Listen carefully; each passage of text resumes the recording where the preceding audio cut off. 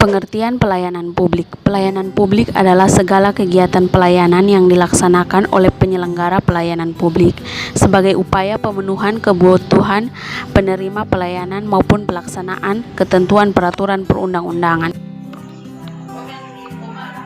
Baik, terima kasih. Saya akan menjelaskan materi tentang bentuk alternatif intervensi pemerintah. Intervensi pemerintah adalah merujuk pada tindakan disengaja oleh pemerintah untuk mempengaruhi alokasi sumber daya dan mekanisme pasar. Itu dapat mengambil beragam bentuk, mulai dari peraturan, pajak, subsidi, hingga kebijakan moneter dan fiskal. Dalam beberapa kasus juga, pemerintah menetapkan batas maksimum dan minimum harga di pasar. Ada beberapa tujuan intervensi pemerintah.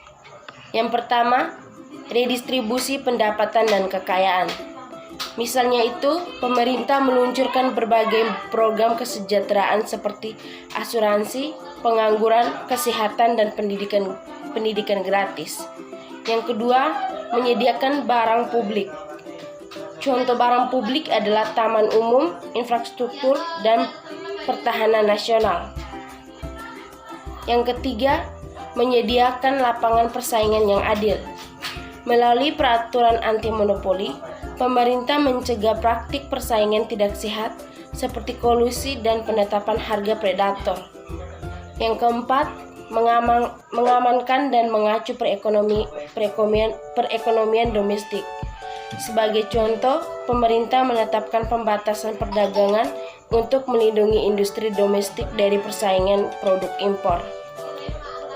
Yang kelima, melindungi konsumen. Misalnya itu, pemerintah meluncurkan kebijakan perlindungan konsumen, persyaratan kualitas, keselamatan kerja, dan lingkungan. Yang keenam, mengubah perilaku konsumen. Yang ketujuh, melestarikan lingkungan. Yang kedelapan, mencapai tujuan makroekonomi. Baik, saya akan menjelaskan mengenai respons sektor swasta dalam program pemerintah. Dalam hal ini, sektor swasta dan pemerintah memiliki suatu kemitraan yang terjalin dalam penyelenggaraan pelayanan pemerintah. Model kemitraan antara pemerintah dan swasta adalah terjalinnya hubungan bisnis antara pemerintah dengan swasta yang harapannya akan meningkatkan pendapatan asli daerah atau PAD, sekaligus menyerahkan urusan pelayanan publik yang sebenarnya merupakan wewenang pemerintah menjadi wewenang sektor swasta. Model implementasi kemitraan ini jika dipadukan dengan SAFAS tergolong sebagai model otoritas publik, yaitu pemerintah dianggap sebagai pemilik wewenang penuh atas pelayanan publik seperti pelayanan air bersih, pelayanan listrik, transportasi, dan telekomunikasi. Untuk itu, untuk memaksimalkan kinerjanya, pemerintah perlu bermitra dengan sektor privat atau swasta agar pengelolaannya lebih mengutamakan hubungan bisnis daripada politis. Baik, saya akan menjelaskan mengenai efisiensi. Efisiensi adalah perbandingan terbaik antara input, usaha dengan output, dan antara daya dan usaha atau antar ongkos yang dikeluarkan dengan kenikmatan yang dicapai. Dari definisi tersebut, dapat ditarik kesimpulan bahwa efisiensi adalah berkaitan dengan jumlah pengorbanan yang dikeluarkan dalam upaya untuk mencapai tujuan yang diharapkan. Jika pengorbanan yang dilakukan terlalu besar, maka dapat dikatakan tidak efisien. Efisien dapat diartikan sebagai perbandingan terbaik antara input usaha dengan output antara biaya dan usaha atau antara ongkos dan kenikmatan yang dicapai. Jadi, dalam pemilihan saluran distribusi, perusahaan harus memperhitungkan saluran distribusi yang tepat atau yang diambil, sehingga dapat terciptanya efisiensi saluran distribusi. Efisiensi saluran distribusi dapat diartikan sebagai pemilihan saluran distribusi yang tepat dalam memasarkan produk dan produsen ke konsumen akhir sehingga menimbulkan penjualan yang banyak dan dapat mencapai tingkat efisien yang tinggi.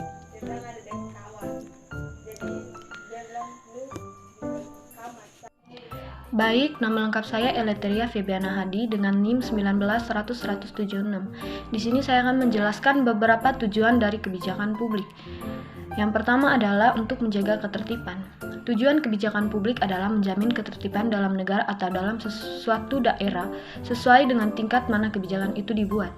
Karena ada beberapa hal di mana ketertiban tidak berjalan tanpa adanya kebijakan publik.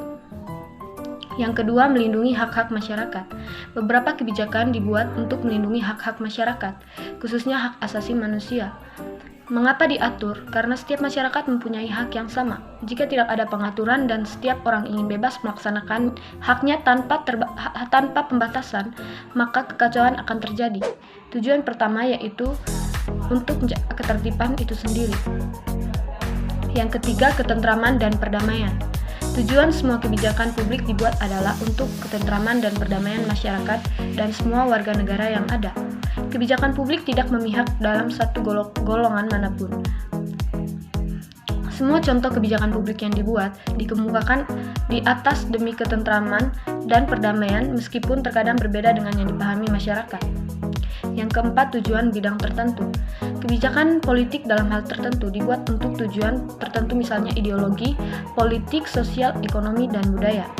Contohnya kebijakan setahun ini adalah dibentuknya Badan Pembina Pendidikan Pancasila. Tujuan kebijakan ini adalah menyelamatkan ideologi Pancasila yang dirasakan pemerintah telah mulai berkurang dipahami oleh masyarakat dan generasi muda. Yang kelima adalah tujuan untuk kesejahteraan masyarakat. Tujuan akhir dari seluruh kebijakan yang dibuat adalah sesuai tujuan pembangunan nasional, yaitu kesejahteraan masyarakatnya. Tujuan yang tercantum di pokok pikiran dalam pembukaan Undang-Undang Dasar 1945.